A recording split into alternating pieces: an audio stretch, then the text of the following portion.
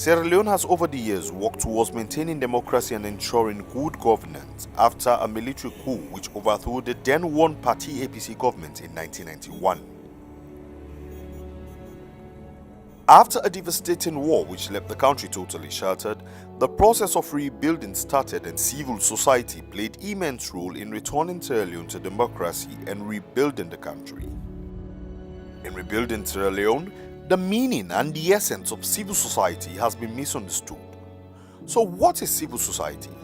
Civil society actually encompasses a lot of groups. You mean civil society would be trade unions, to be women's rights organizations, NGOs, several other groups including student unions who are seeking their own interests. So practically what civil society is a group of people forming organizations outside of governmental circles or outside of the private sector. Some individuals decided that they should set up WANEP to make sure that they mitigate the violence that is going on in the region. And so officially in 1998, WANEP was launched. And then Sierra Leone became a member of that WANEP. And since then, we have been on the front line, promoting peace and mitigating violence. The campaign for good governance started in 1996, and the key objective then was to galvanize the efforts of civil society against the military regime. And it was more or less serving as a coordinating unit to bring civil society together, bring all their thoughts and the resources against the military regime at that time. Considering the state of the country's economy and the priorities of government, it is a heavy burden to expect every developmental initiative to be executed by the government of Sierra Leone.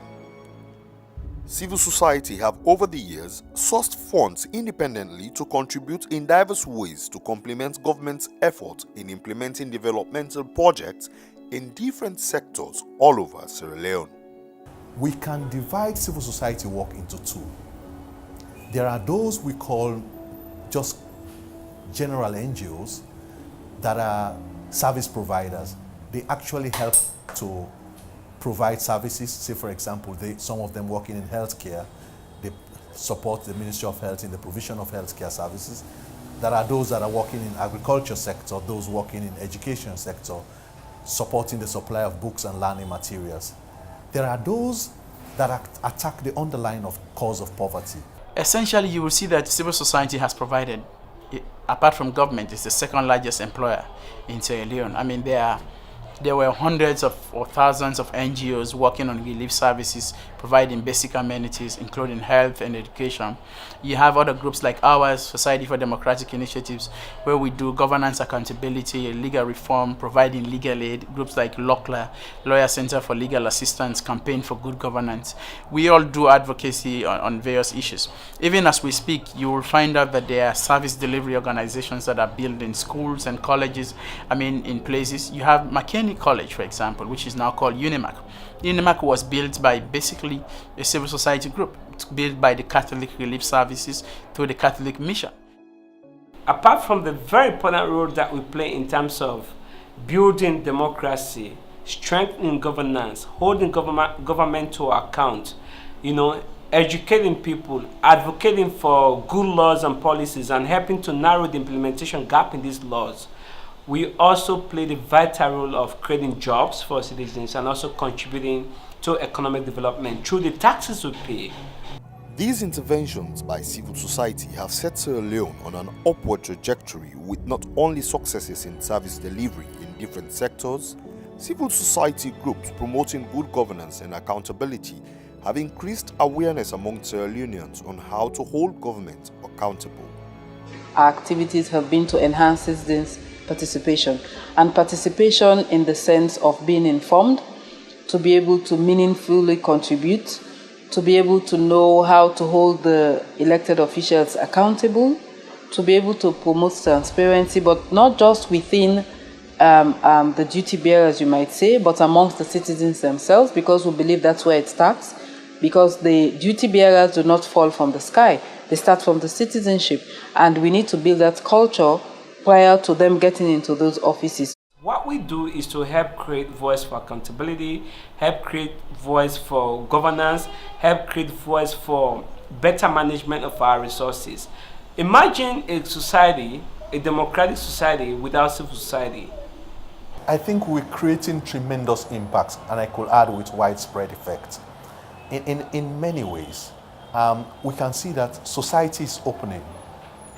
The kind of things I say on radio now, if I said them 25 years ago, I would be gone. So in as much as we say the spaces are closing or the space is closing, we need to look back and celebrate that space is open right now. Among other things, the activities of civil society organizations in Sierra Leone have propelled the government to revisit the civil society policy.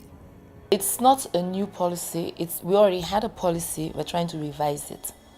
And we're trying to revise it in the best possible way as we can. And if we have been on it for 3 years, 4 years now, that itself is an indication that government is listening to us. They're not imposing. If they were imposing, it would have come out in 6 months. But we were asked, and we did call NGOs to meetings across the country to give their inputs. We gave our inputs, and we've been negotiating, I should say. These serve as checks and balances also. Of course, I told you earlier on that some CSOs are being branded of being Party A or Party B. Others go collect money on behalf of people and do not use those monies for what they're meant for.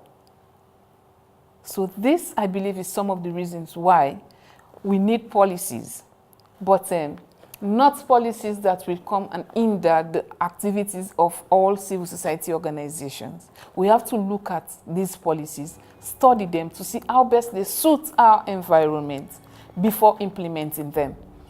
As the government tries to review the civil society policy in Sierra Leone, how are they seeing the process, and will this in any way enhance the productivity of civil society in Sierra Leone?